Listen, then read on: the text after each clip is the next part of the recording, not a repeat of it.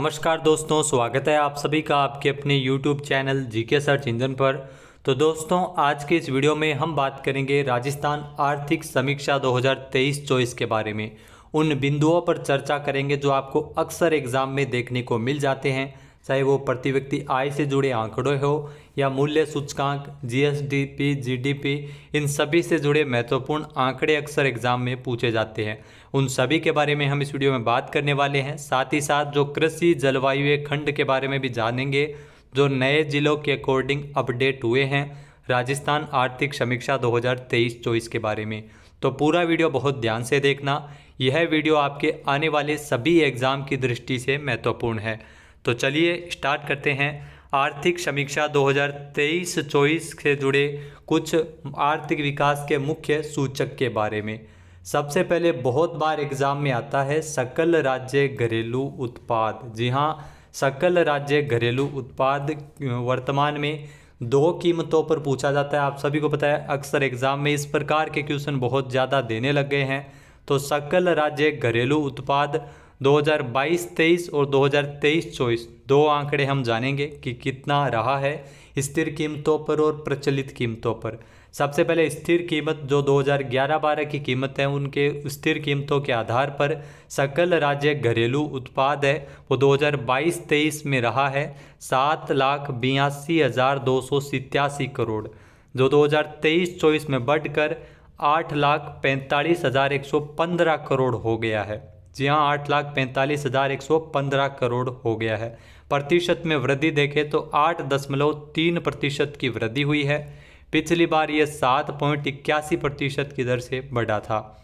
इसके अलावा प्रचलित कीमतों पर सकल राज्य घरेलू उत्पाद कितना है, तो 2022-23 का 13,57,851 करोड़ रुपये था, जो 2023-24 में बढ़कर 15,28,385। जी हाँ, आपको याद करना है ये आंकड़ा 15,28,385 प्रचलित कीमतों पर सकल राज्य घरेलू उत्पाद है, जबकि स्थिर कीमतों पर है 84,51,15। जी हाँ, 84,51,15 फिगर आप जरूर याद रखिएगा, 8,45,115 करोड़ रुपए। और प्रचलित कीमतों पर 12.56% की दर से सकल राज्य घरेलू उत्पाद की यह वृद्धि दर है। जी हाँ, आप देख सकते हैं 2022-23 में 7.81% थी वृद्धि दर स्थिर कीमतों पर, जो 2023-24 में 8.03% हो गई।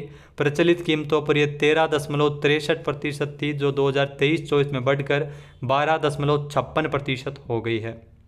इसके अलावा एक ये भी पूछा जाता है सकल राज्य मूल्यवर्धन में स्थिर मूल्यों पर 2011-12 के मूल्यों पर क्षेत्रवार योगदान 3 का पूछा जाता है। कृषि, उद्योग और सेवाएं।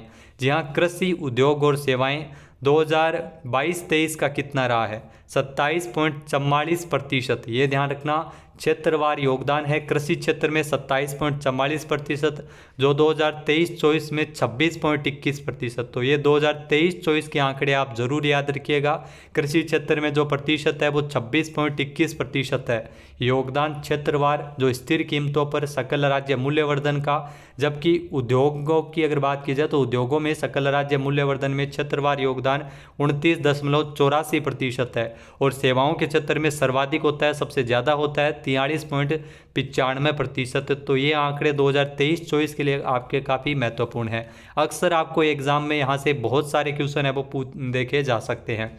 इसके अलावा दोस्तों अगर बात की जाए तो ये है स्थिर कीमतों पर 2011-12 की स्थिर कीमतों के आधार पर कृषि, उद्योग और सेवाओं का क्षेत्रवार योगदान।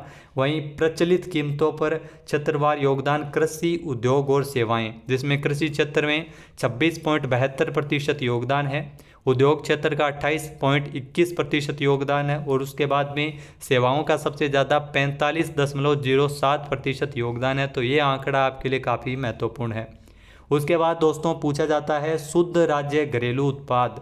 यहाँ शुद्ध राज्य घरेलू उत्पाद स्थिर और प्रचलित कीमतों पर देखा जाए तो स्थिर कीमतों पर ये जो 2022-23 में था 6,85,105 करोड़, 2023-24 में बढ़कर 7,40,581 करोड़ रुपए हो गया है। और प्रचलित कीमतों पर ये 12,15,197 करोड़ रुपए था, जो 13,69,477 करोड़ रुपए हो गया है। तो ये आंकड़ा आपको याद रखना है, शुद्ध राज्य घरेलू उत्पाद स्थिर और प्रचलित कीमतों पर। फिर दोस्तों प्रति व्यक्ति आय पूछी जाती है। प्रति व्यक्ति आय भी दो कीमतों पर पूछी जाती है, स्थिर और प्रचलित। स्थिर कीमतों पर प्रति व्यक्ति आय है वो 90,831 रुपये 2023-24 के जो नवीनतम आंकड़े, आपको ये आंकड़ा याद रखना है। स्थिर कीमतों पर प्रति व्यक्ति आय है वो 90,831 है और प्रचलित कीमतों पर प्रति व्यक्ति आय 1,67,964 रुपये है। यहाँ 1,67,964 रुपये प्रचलित कीमतों पर प्रति व्यक्ति आय पर कैपिटा इनकम और स्थिर कीमतों पर 90,831 रुपये है। उसके बाद दोस्तों अगर देखा जाए तो सकल स्थायी पूंजी निर्माण प्रचलित मूल्यों पर ये 2022-23 का आंकड़ा है, ये आपको ध्यान में रखना है। टोटल 3,99,594 करोड़ और इसमें 29.43% की जो सकल राज्य उत्पाद का ये प्रतिशत है, सकल स्थायी पूंजी निर्माण प्रतिशत। कृषि उत्पादन सूचकांक 2022-23 का आपको ध्यान में रखना है 209.63। ये कृषि उत्पादन सूचकांक है। 2005-06 से जो आधार वर्ष है 2007-08 में 100 हो गया है आधार वर्ष।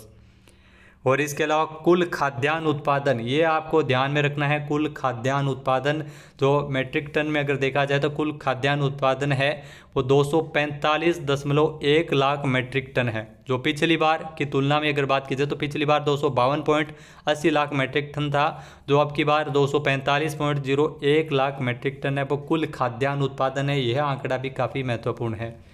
इसके अलावा औद्योगिक उत्पादन सूचकांक की दोस्तों बात करें तो इस बार 153.77 औद्योगिक उत्पादन सूचकांक है, जिसमें आधार वर्ष 2011-12 का 100 मानकर ये ज्ञात किया जाता है। पिछली बार 136.93 था। थोक मूल्य सूचकांक, इसमें भी अगर देखा जाए तो 388.09, आपको ये याद रखना है 2023-24 का 388.09 जो प्रतिशत परिवर्तन है, इसमें माइनस में 0.09 ये परिवर्तन हुआ है, यानी इसमें कमी आई है। पिछली बार 388.45 था और इस बार 388.09 है, यानी पिछली बार 4.64% बढ़ा था, इस बार ये माइनस 0.09% इसमें कमी आई है। अधिष्ठापित ऊर्जा क्षमता, ये भी एग्जाम में पूछा जाता है। अधिष्ठापित ऊर्जा क्षमता जो ये है 24,784 मेगावाट। जी हाँ, 24,784 आपको याद रखना है, 24,784 मेगावाट अधिष्ठापित ऊर्जा क्षमता है। और इसके अलावा पिछली बार ये थी 23,509 और अब की बार 24,784। वाणिज्यिक बैंक साख है वो टोटल 5,81,484 करोड़ है। तो ये आंकड़े हैं जैसा कि आप देख सकते हैं। इसके अलावा दोस्तों हम बात करें प्रचलित मूल्यों पर, जो सकल राज्य घरेलू उत्पाद में जो वृद्धि दर के आधार पर और टोटल अगर बात की जाए तो कंपैरिजन करते हुए इसमें दिखाया गया है भारत में कितना है और राजस्थान में कितना है।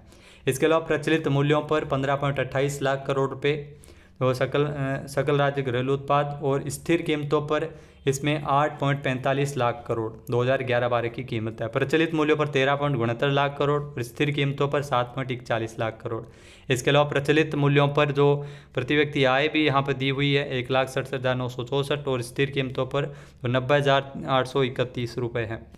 तो ये अलग अलग आंकड़े हैं जैसा कि आप देख सकते हैं। इसके अलावा अगर दोस्तों बात की जाए तो आपको ये भी ध्यान रखना है थोक मूल्य सूचकांक। जी हाँ, राजस्थान का जो सामान्य थोक मूल्य सूचकांक है आधार वर्ष 1900। तो दोस्तों राज्य का सामान्य थोक मूल्य सूचकांक जो आधार वर्ष 1999-2000 का 100 है, तो 2022 में 385.83 से बढ़कर 2023 में 387.90 हो गया था, जिसमें 0.54% की वृद्धि दर्ज की गई थी।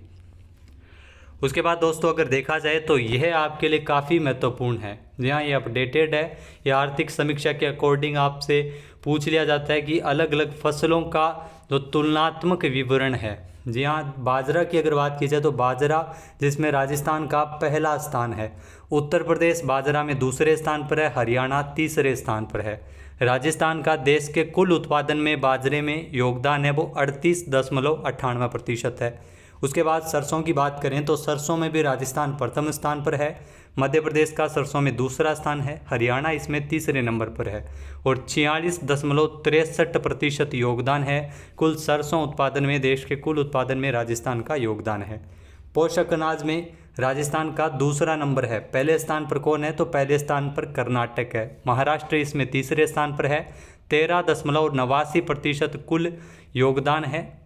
इसके अलावा कुल तिलहन में अगर देखा जाए तो राजस्थान का पहला स्थान है, मध्य प्रदेश दूसरे स्थान पर, गुजरात है वो तीसरे स्थान पर है और 22.25% है वो कुल योगदान है। कुल दलहन में अगर देखा जाए तो राजस्थान का तीसरा स्थान है दलहन में, पहले स्थान पर है एमपी, दूसरे स्थान पर है महाराष्ट्र, राजस्थान तीसरे स्थान पर है और 14.51% है कुल दालों में यानी दलहन में योगदान है।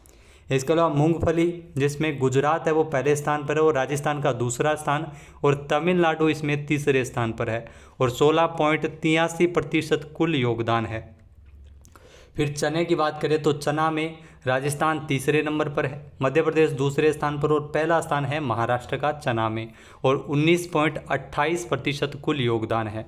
जवार में राजस्थान तीसरे स्थान पर, महाराष्ट्र जवार में पहले स्थान पर है और कर्नाटक है वो जवार में दूसरे स्थान पर है और इसमें 12.67% राजस्थान का कुल योगदान है।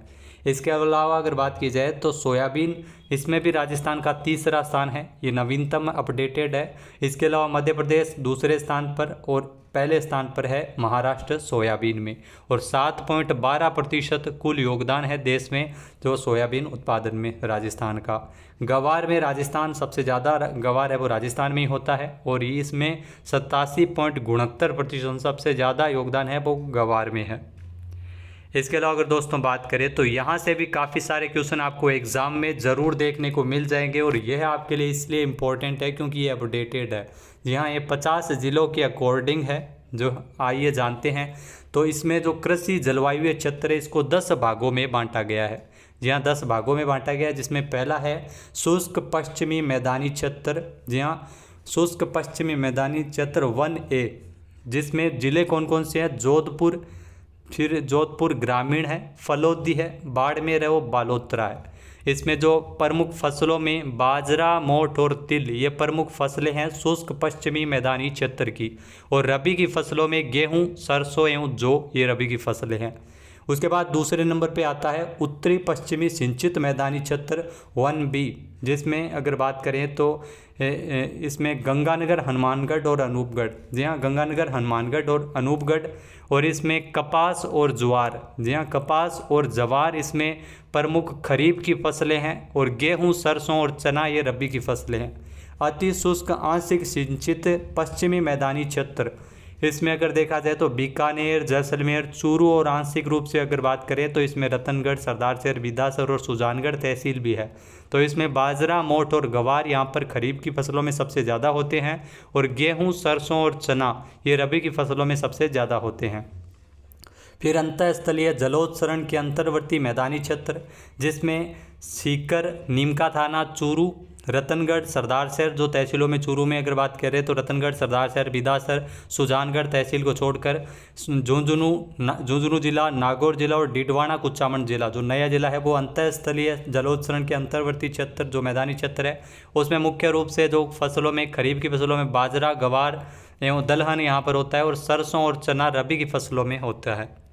इसके अलावा लूणी नदी का अंतर्वर्ती मैदानी क्षेत्र जिसमें प्रमुख रूप से ज़िले हैं जालोर, सांचौर, सिरोही।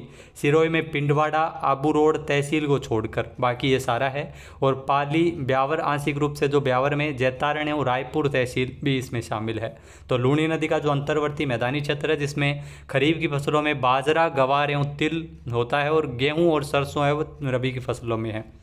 अर्ध शुष्क पूर्वी मैदानी क्षेत्र, जहाँ अर्ध शुष्क पूर्वी मैदानी क्षेत्र इसमें ज़िलों में अजमेर, ब्यावर, जैतारण, रायपुर तहसील को छोड़कर ब्यावर का सारा इसमें ज़िला आता है। जयपुर, फिर जयपुर ग्रामीण, दौसा, टोंक, दूदू, केकड़ी, खेरथल, तिजारा, कोटपुतली, बहरोड ये नवीनतम ज़िलों के आधार पर है और आपके लिए काफ़ी महत्वपूर्ण है। तो अर्ध शुष्क पूर्वी मैदानी क्षेत्र ये बाजरा, गवार एवं ज्वार ये खरीफ की फसलें हैं यहाँ पे होती है और गेहूँ, सरसों और चने का उत्पादन है वो रबी की फसलों में यहाँ पर होता है। उसके बाद बाढ़ संभाव्य पूर्वी मैदानी क्षेत्र जिसमें पूर्वी मैदानी क्षेत्र है अलवर हो गया, डीग हो गया, भरतपुर, धौलपुर, करौली, गंगापुर सिटी और सवाईमाधोपुर और यहाँ पर जो खरीफ की फसलों में बाजरा, गवार एवं मूंगफली और रबी की फसलों में गेहूँ, जौ, सरसों एवं चना। फिर अर्ध आर्द्र दक्षिणी मैदानी क्षेत्र, जिसमें अगर दोस्तों देखा जाए तो उदयपुर, चित्तौड़गढ़, जिसमें बड़ी सादड़ी तहसील को छोड़कर चित्तौड़गढ़ का जो भी क्षेत्र है वो इसी अंतर्गत आता है। राजसमंद, भीलवाड़ा, शाहपुरा, सिरोही, आंशिक रूप से जो सिरोही में पिंडवाड़ा एवं आबू तहसील शामिल है। इसमें खरीफ की फसलों में मक्का, दलहन एवं ज्वार शामिल है और रबी की फसलों में गेहूँ एवं चना। फिर आर्द्र दक्षिणी मैदानी क्षेत्र, जिसमें मुख्य रूप से बांसवाड़ा, डूंगरपुर, प्रतापगढ़, सलूम्बर जो नया जिला बना है, चित्तौड़गढ़ की बड़ी सादड़ी जो तहसील है वो भी इसमें शामिल है। और यहाँ पर जो खरीफ की फसल है उसमें मक्का, धान, ज्वार एवं उड़द शामिल है। रबी की फसलों में गेहूँ और चना। फिर आर्द्र दक्षिणी पूर्वी मैदानी क्षेत्र, जिसमें कोटा, बूंदी, झालावाड़, बारां जो हाड़ौती का क्षेत्र आता है, इसमें जो खरीफ की फसलों में ज्वार एवं सोयाबीन सबसे ज़्यादा होता है और रबी की फसलों में गेहूँ और सरसों। तो दोस्तों ये थे कृषि जलवायु क्षेत्र। उसके बाद औद्योगिक क्षेत्र के प्रचलित मूल्यों के आधार पर जो अनुमान है, जिसमें खनन एवं उत्खनन, विनिर्माण, विद्युत, गैस एवं जलापूर्ति एवं अन्य उपयोगी सेवाएं और निर्माण क्षेत्र, इसमें अलग अलग हिस्सेदारी है। टोटल 4.3 लाख करोड़ जो औद्योगिक क्षेत्र में अलग अलग उप क्षेत्रों में इसमें बांटा गया है, जिसमें खनन के क्षेत्र में हिस्सेदारी 11.99% है। विनिर्माण के क्षेत्र में सबसे ज़्यादा 42.27%। उसके बाद विद्युत, गैस एवं जलापूर्ति, अन्य उपयोगी सेवाएं यहाँ पर 10.48% है और निर्माण क्षेत्र में 35.26% हिस्सेदारी है। तो यहाँ से भी अक्सर एग्जाम में क्वेश्चन पूछा जाता है, तो यह भी आपके लिए महत्वपूर्ण है। इसके अलावा दोस्तों यहाँ से भी एग्जाम में क्वेश्चन आ सकता है, एक जिला एक उत्पाद के अंतर्गत जिलेवार उत्पाद। यहाँ एक जिला एक उत्पाद के अंतर्गत ये 50 जिलों के अकॉर्डिंग बांटे गए हैं। कौन कौन से आइए देखते हैं जल्दी जल्दी। तो अजमेर में ग्रेनाइट, मार्बल, स्टेबल्स, टाइल्स और सामग्री जो प्राथमिक श्रेणी में जो विनिर्माण के क्षेत्र के अंतर्गत आते हैं। अलवर में अभियांत्रिकी उत्पाद, ऑटोमोबाइल पार्ट्स और भारतीय मिष्ठान, जिसमें अलवर, मावा, मिल्क केक आदि ये प्राथमिक क्षेत्र है अभियांत्रिक उत्पाद का, और द्वितीयक क्षेत्र के अंतर्गत आते हैं भारतीय मिष्ठान। तो विनिर्माण श्रेणी और खाद्य प्रसंस्करण श्रेणी। इसके अलावा अनूपगढ़, जिसमें कॉटन बॉल्स जो प्राथमिक क्षेत्र में कृषि क्षेत्र के अंतर्गत जो एक जिला एक उत्पाद के तहत इसको चयनित किया गया है। बालोतरा में वस्त्र जो प्राथमिक क्षेत्र में वस्त्र के अंतर्गत। इसके अलावा बांसवाड़ा, जहाँ पर ग्रेनाइट एवं मार्बल, स्टेबल्स एवं जो टाइल्स है वो भी प्राथमिक और विनिर्माण श्रेणी में। सिंथेटिक यार्न और फैब्रिक ये भी द्वितीयक श्रेणी के अंतर्गत वस्त्र क्षेत्र के अंतर्गत आता है। इसके अलावा एक जिला एक उत्पाद में 12 में कृषि उत्पाद है सोयाबीन, ध्यान रखना 12 में सोयाबीन आदि। और बाड़मेर में कशीदाकारी और ब्लॉक प्रिंटिंग वस्तुएं हस्तकला के अंतर्गत। ब्यावर में क्वार्ट्ज एवं फेल्सपार पाउडर ये विनिर्माण के क्षेत्र में। इसके अलावा भरतपुर में कृषि और प्रसंस्करण उत्पाद, जिसमें खाद्य तेल, शहद आदि इसमें आते हैं। भीलवाड़ा में भी ध्यान रखना वस्त्र नगरी भीलवाड़ा। इसके अलावा बीकानेर में बीकानेरी नमकीन, ऊनी कारपेट, यान, सिरेमिक उत्पाद ये शामिल है एक जिला एक उत्पाद की श्रेणी में। बूंदी में ध्यान रखना चावल की दृष्टि से बूंदी महत्वपूर्ण है। इसके अलावा चित्तौड़गढ़ में ग्रेनाइट, मार्बल, स्टेबल्स और टाइल्स। चूरू में काष्ठ उत्पाद, काठ के जो उत्पाद है वो एक जिला एक उत्पाद की श्रेणी के तहत चयनित किया गया है। दौसा, जहाँ पर दरी, गलीचे, पत्थर उत्पाद भी दौसा में होता है। डिडवाना कुचामन जिले में मकराना, मार्बल्स एवं ग्रेनाइट। डीग जिले में भी पत्थर संबंधी उत्पाद है। इसके अलावा धौलपुर में स्कीम्ड मिल्क पाउडर और स्टोन टाइल्स और स्टेबल्स। दूदू में ब्लू पॉटरी। और डूंगरपुर, जहाँ पर ग्रेनाइट और मार्बल, स्टेल्स एवं टाइल्स। इसके अलावा गंगापुर सिटी में भारतीय मिष्ठान, जिसमें खीर मोहन काफ़ी फेमस है गंगापुर सिटी का। इसके अलावा हनुमानगढ़ में कृषि उत्पाद जो चावल, कपास आदि ये फेमस है। और जेम्स एंड ज्वेलरी के लिए भी फेमस है जयपुर, ध्यान रखना जेम्स एंड ज्वेलरी के लिए जयपुर, जहाँ पर गारमेंट्स, फर्नीचर, खिलौने, अभियांत्रिकी वस्तुएं, सेवाओं का निर्यात यहाँ पर होता है। उसके बाद अगर दोस्तों बात करें जयपुर ग्रामीण की, तो जयपुर ग्रामीण में ब्लॉक प्रिंटिंग वस्तुएं और कृषि उपकरण है वो सबसे ज़्यादा फेमस है। जैसलमेर में पीला मार्बल्स, स्टेबल्स वो स्लेबल्स है वो काफ़ी फेमस है। इसके अलावा जालोर में ग्रेनाइट, स्लेब एवं टाइल्स काफ़ी फेमस है। और मौजड़ी की जूतियाँ काफ़ी फेमस है जालोर में। झालावाड़ जो एक जिला एक उत्पाद के तहत संतरा जो यहाँ पर ज़्यादा होता है। और झुंझुनू में काष्ठ हस्तकला उत्पाद जो काठ से बना हस्तकला उत्पाद है वो काफ़ी प्रसिद्ध है। जोधपुर में फर्नीचर हस्तकला उत्पाद काफ़ी प्रसिद्ध है। जोधपुर ग्रामीण में बलुआ पत्थर नक्काशी उत्पाद जो भी काफ़ी फेमस है। और करौली की अगर दोस्तों बात करें तो करौली में बलुआ पत्थर, स्लेब टाइल्स एवं उत्पाद यहाँ पर जो इसको चुना गया है बलुआ पत्थर करौली में सबसे ज़्यादा फेमस है। इसके अलावा केकड़ी में भी एक ज़िला एक उत्पाद के तहत ग्रेनाइट, मार्बल्स, स्लेब्स एवं टाइल्स को चुना गया है। खेरथल तिजारा जो नया जिला है जिसमें अभियांत्रिकी उत्पाद, ऑटोमोबाइल पार्ट्स इत्यादि को चुना गया है। कोटा में कोटा डोरिया फेमस है। इसके अलावा कोटपुतली बहरोड जहाँ पर अभियांत्रिकी उत्पाद जिसमें ऑटोमोबाइल्स पार्ट्स इत्यादि जो भी निर्माण क्षेत्र के अंतर्गत आते हैं। नागौर में हाथ से बने उपकरण काफ़ी फेमस है विनिर्माण क्षेत्र के अंतर्गत। और नीमका थाना जो जिला है जहाँ पर फेल्सपार खनिज और उत्पाद। पाली में मेहंदी, यहाँ पाली सोजत मेहंदी काफ़ी प्रसिद्ध है।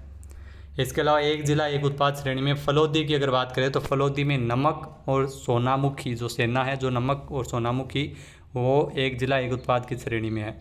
इसके अलावा प्रतापगढ़ में थेवा कला, राजसमंद में ग्रेनाइट, मार्बल, स्लेब्स एवं टाइल्स, टेराकोटा के लिए भी राजसमंद है वो प्रसिद्ध है। सलूम्बर जिला मार्बल, स्लेब्स एवं टाइल्स के लिए। सांचौर में मसाले के लिए सांचौर जिला। शाहपुरा जिला में फड़ चित्रकला। इसके अलावा सवाई माधोपुर में पर्यटन की दृष्टि से जो अन्य सेवाओं में अगर देखा जाए तो पर्यटन में काफ़ी प्रसिद्ध है। इसके अलावा सीकर जो फर्नीचर एंटीक के लिए, सिरोही मार्बल वस्तुओं के लिए फेमस है। और गंगानगर में किन्नू, जी हाँ किन्नू जो उत्पादन है होता है। इसके अलावा टोंक में स्लेट स्टोन टाइल्स यहाँ पर होती है। और उदयपुर में ग्रेनाइट, मार्बल्स एवं स्लेब्स टाइल्स के लिए जो एक ज़िला एक उत्पाद के तहत चुना गया है। इसके अलावा दोस्तों यहाँ से भी एग्जाम में क्वेश्चन आ सकते हैं सेवा क्षेत्र का प्रचलित मूल्यों के आधार पर जो अग्रिम अनुमान है 2023-24 का, जिसमें अलग अलग क्षेत्र है सेवा क्षेत्र के अंतर्गत, जिसमें 6.44 लाख करोड़ रुपये तो टोटल अगर बात की जाए तो प्रचलित मूल्यों के आधार पर अलग अलग क्षेत्रवार योगदान है। जिसमें व्यापार, होटल एवं जलपान गृह 28.01%। फिर अगर देखा जाए तो परिवहन भंडारण एवं संचार सुविधाएँ 10.92%। अन्य सेवाओं में भी आप देख सकते हैं 20.66% है। वित्तीय सेवाओं की अगर देखा जाए तो ये 9.89% है। स्थावर संपदा आवासीय गृहों का स्वामित्व है। पेशेवर सेवाएं तो यहाँ पर 23.59% है। और लोक प्रशासन सेवाएं 6.93%। तो दोस्तों ये थे आर्थिक समीक्षा से जुड़े उन आंकड़ों को हमने जाना जो अक्सर एग्जाम में पूछे जाते हैं। वीडियो आपको कैसा लगा हमें कमेंट करके ज़रूर बताना, शेयर करना बिल्कुल ना भूलिएगा। जय हिंद, जय भारत, जय राजस्थान।